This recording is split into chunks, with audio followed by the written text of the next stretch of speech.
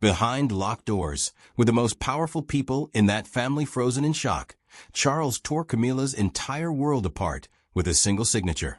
Her title, her power, her place beside the throne, gone in minutes. But what did Camilla actually do to deserve a fall this brutal? That is the part of this story that will completely shock you.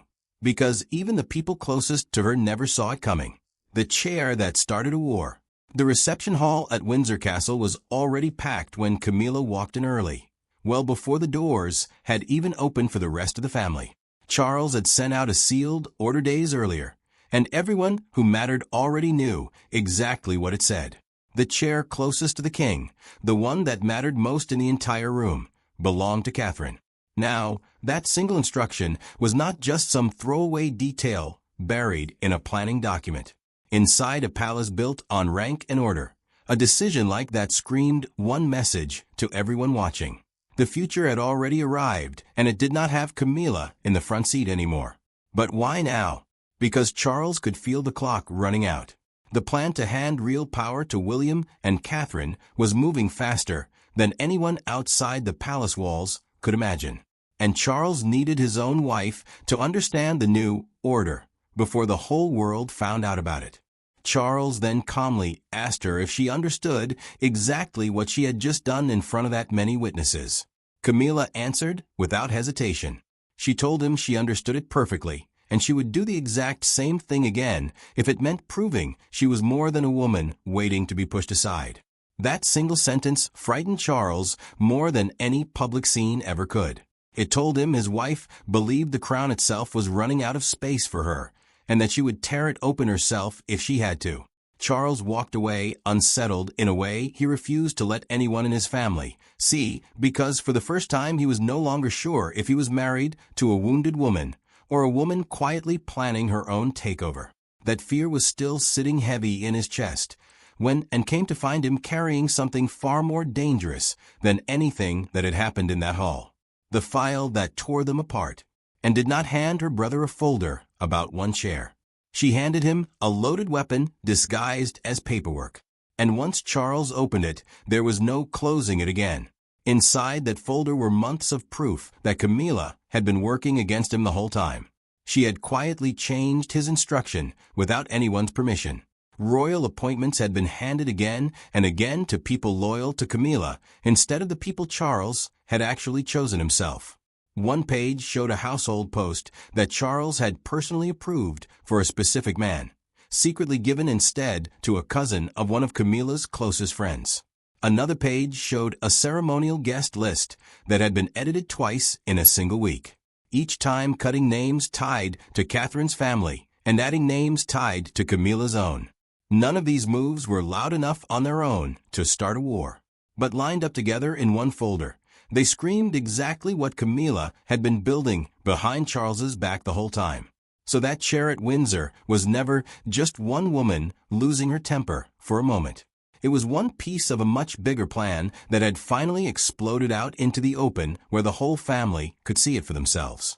Like that was enough betrayal already. Buried at the very bottom of that file was a record of a secret meeting between someone in Camilla's own household and a contact from another royal court comparing notes on exactly how a different queen consort had managed to hold real power long after her husband wanted her gone from public life. That meeting happened quietly off the official calendar arranged through a personal favor instead of any proper channel. To Charles, that one detail mattered more than anything else in the folder. This was not a woman simply reacting to feeling pushed aside. This was a woman who had been studying months in advance exactly how to avoid losing her grip on power. Charles buried that page not out of mercy, but because showing it to Camilla would mean admitting he had her entire household watched for over a year. Even while standing on solid moral ground, the king was still hiding a dirty secret from the very woman he was about to crush. That same evening, Charles summoned Camilla to his private study, completely alone. With no advisors standing between them this time, he slammed the altered seating plan down on the desk, the one with names crossed out in handwriting that belonged to neither of them, and asked her the real question he had called her there to ask. Had she ever truly planned to respect the future he was building for this family? Or had she simply been waiting for the right moment to grab back what she felt was hers? Camilla did not even bother, denying she knew the chair belonged to Catherine. She told him flatly that surrendering every visible sign of her rank would leave her queen in name only, like a crown with nothing real underneath it.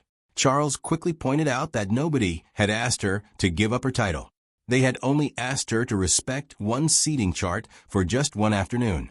Camilla let out a sharp and bitter laugh with no warmth in it at all, and told him that with this family, one chair was never just one chair. It was always the first step toward losing everything. She reminded him she had clawed her way through years of public hatred and rejection just to reach this place. Watching it all slip away now while everyone smiled and called it progress felt to her like watching her own victory get stolen. Charles answered with one line that ended the fight before it could even fully start. The throne, he told her, was never built to prove how much they loved each other. He still loved her, and he said it clearly, staring her dead in the eye. But as king, he could not let that love outweigh the future of this family or the order of who comes next. Camilla ripped her brooch off her own coat and slammed it down on the desk between them. She told him he could not keep asking her to wear the symbols of power while stripping away every bit of power those symbols were supposed to represent. On the surface, it looked like a dramatic, heartbroken gesture. But the truth underneath was far colder than that. That brooch had never legally belonged to Camilla in the first place. It came from a trust controlled by the crown, only ever loaned to a consort while she actively carried out royal duties. The lawyer who managed that trust had warned her office months earlier, spelling out exactly what would happen to the brooch and several other pieces if her public role ever changed. Beside him, and every single one of them was about to discover that destroying Camilla's role meant rewriting their own futures, too. Whether they wanted that or not, erasing a queen in total silence, Charles, William, Catherine, Anne, and Prince Edward gathered around one long table the very next morning, and not one of them came to that table for the same reason. William wanted the family to stay steady and wanted order restored after watching the rules bend for one person far too long. Catherine wanted nothing more than to stay out of a fight she never asked to be part of. Edward, quieter than the rest, mainly wanted to avoid being blamed later for whatever got decided in that room. The king's secretary laid out the plan with no mercy at all. Camilla's marriage could not be erased by any order signed that day. Her public duties, her household staff, and her access to royal privilege, however, could be torn apart piece by piece and placed under the direct control of the king's own office. From that morning forward, anything connected to Camilla, any engagement, any appointment, any public word would need approval from Charles's central staff first, with no exceptions made for old loyalties or shared history. Catherine looked down at the new schedule and felt her stomach drop instantly. Her own name now sat beside ceremonies that had belonged to Camilla only days earlier. She knew exactly how this would look to anyone watching from outside the palace gates. Every single duty she accepted from now on could be twisted into proof that she had gained from another woman's destruction. Whether that was fair or not, William made it brutally clear in front of everyone at that table that his wife must never look like she had asked for any of this. He feared public sympathy for Camilla could curdle fast into public suspicion against Catherine, ruining the very future they had spent years quietly building together, and sliced straight through the tension without softening a single word. Protecting Camilla from the consequences of her own choices would weaken the crown itself, she told her brother flatly. Because rules only mean something if they crush the people standing closest to the throne just as hard as anyone else. Edward said almost nothing throughout the entire meeting, but his silence told everyone in that room that this alliance against Camilla was no longer a theory. It was already happening with, or without his blessing. Charles signed the final order himself before anyone left that table, written so it could never be reversed by illness, by pressure, or by a sudden change of heart. And he warned his son directly that a future king must never confuse love with duty. What followed was not a headline. It was silence. And that silence cut deeper than any public scandal ever could. Camilla's calendar emptied out completely with no explanation sent her way at all. Staff who had walked into her rooms every single morning for years were suddenly redirected somewhere else entirely. Then came the order to clear her entire office before sunset that same day. Camilla refused to pack a single box herself. Doing that with her own hands would feel like agreeing with Charles's decision, and she was nowhere near ready to hand him that victory. An aide was quietly pulling the framed photographs down from the walls when Camilla crossed the room and ripped one photograph straight out of the aide's hands, clutching it against her chest without saying a single word. It was a photograph of herself smiling so lovingly at Charles, taken years before any of this began. Then Camilla discovered the next major state ceremony had already been rewritten with her name erased from it completely. That was the exact second her loss stopped being private and became something the entire kingdom was about to witness for itself. As if that was not brutal enough already, some of the people Camilla had built around herself over the years did not simply vanish because she lost one argument with her husband. Instead, they tried to wreak some havoc inside the palace. One of her dismissed staff members, furious at being thrown out without warning, leaked part of what happened in that family meeting to a tabloid reporter before the palace had even finished its official statement. The leak did not include every detail, but it included enough. It named the chair the brooch, and the fact that Charles had personally signed an order that could never be undone. Charles's own team scrambled for hours trying to control a story that was supposed to stay entirely on his terms. To make matters worse, word of the entire restructuring reached Harry secondhand, through a member of staff instead of through his own father or brother. Nobody in the family had bothered calling him directly, and that single fact told him everything he needed to know about where he still stood with these people. Harry was not defending Camilla at all. He was just using her fall as proof of the exact same pattern that had pushed him out of this family years before any of this ever touched her. In one single moment, this stopped being a story about one marriage collapsing and became, in the eyes of the public, proof that this family quietly erases anyone inconvenient, one person at a time. That very evening, Charles walked past Camilla's half-packed office without stepping inside. He saw his own shadow stop beneath her closed door. For 1 second, she actually expected the handle to turn, but it never did. That night, he sent no advisor and no formal message. He only sent a short handwritten note asking her to meet him in the small garden room at first light. By sunset, the king's own authority had stripped Camilla of everything that once surrounded her. But at dawn, Charles would face her without a single document, without one advisor, and without the crown standing between them at all. Could love even survive what came next? What survived the crown? At dawn, there were no guards outside the garden room, no secretaries shuffling papers, and no family members waiting nearby in case everything fell apart. Charles arrived first and waited there completely alone. Camilla walked in minutes later, clutching the same photograph she had ripped from her office the day before. For the first time since this entire war began, they were not king and consort facing off across a desk. They were just two people trying to find out if a love that had survived so much could survive something as heavy as the crown itself. She slammed the photograph down on the small table between them and demanded to know if he had done all of this because she embarrassed the family or because he simply did not believe in her anymore. Charles did not hide behind official language the way he had with everyone else. He told her plainly that he still loved her, and he meant every word of it. But love could never excuse putting their relationship above the future of this family and the order of who comes next. Camilla admitted for the first time ever that fear had driven every bit of her defiance from the very start. She had survived years of public hatred just to earn her place in this family. So watching Catherine rise so fast felt like watching every painful step she had taken get wiped out completely. Then Camilla did something Charles never expected.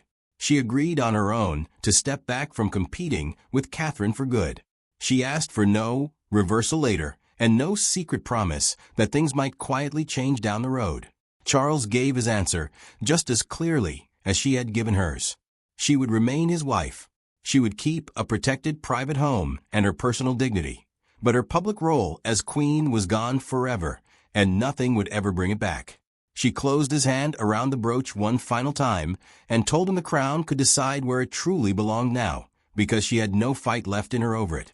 Neither of them smiled. Neither of them walked away either. What neither of them realized was that the garden room had not been empty at all. A young groundskeeper sent in early to tend the room before they arrived overheard pieces of that private conversation by accident. And days later, a darker rumor began spreading fast through the kingdom, tracing straight back to that overheard conversation. People started saying Charles had secretly offered Camilla a massive financial settlement in exchange for her total silence for the rest of her life. The palace never denied that rumor directly, and that silence alone let the story grow wild and unchecked. By breakfast, this story belonged to the entire kingdom, and not just the palace anymore. People argued about it everywhere, on television, in crowded train stations, on every newspaper stand across the country. Some called it royal discipline finally enforced after years of looking the other way. Others called it a husband sacrificing his own wife to save an institution that in their eyes did not deserve a sacrifice like that. One news presenter went as far as calling it the greatest personal sacrifice of Charles's entire reign. And Charles switched off the television the second he heard those words. One major newspaper ran a photograph of an empty ceremonial chair under the headline, "The Queen Who Stepped Away," and that single image said more than any official statement ever could. Outside the palace gates, a crowd gathered quietly in the rain. One woman left a small bouquet by the gate. Another shouted loud enough for the cameras to catch every word that no crown was worth losing an entire family. Catherine's very first public appearance under the new arrangement did not go smoothly either. Camilla's old household, still being torn apart and reassigned, somehow forgot to update one important briefing note before the event began. So, Catherine stood there visibly caught off guard by a small procedural detail right in front of the cameras. It was a small mistake, and she recovered fast. But people who understood how palaces actually worked read it for exactly what it was. Camilla's grip had not fully loosened just because she put down one brooch. The family's first full public appearance under the new order became the real and final verdict on everything that had happened. Charles walked out alone in the king's position, steadying himself against a nearby table before he forced himself to keep moving through the crowd. Catherine followed as the family's leading woman now, a role she never asked for and only received because another woman had fallen from it. William walked beside her, fully aware that this massive new responsibility had come to them through pain, not victory. Camilla watched from a distance, wearing none of the jewels or symbols that once marked her rank. She looked composed, grieving underneath it all, but no longer fighting any part of it, and stood near her brother once the ceremony ended, and she said nothing at all. She did not need to. Her presence alone reminded Charles that he had chosen duty over comfort, and no amount of public approval would ever repay him for a choice that heavy. Charles returned to the private apartments afterward, where Camilla was already waiting. No officials followed him inside. Nobody brought up restoring her title, and nobody in that room expected them to. He sat down beside her, and she reached out and took his hand without being asked. She had not stopped mattering to him, and her entire history with this family had not been erased just because her title was gone.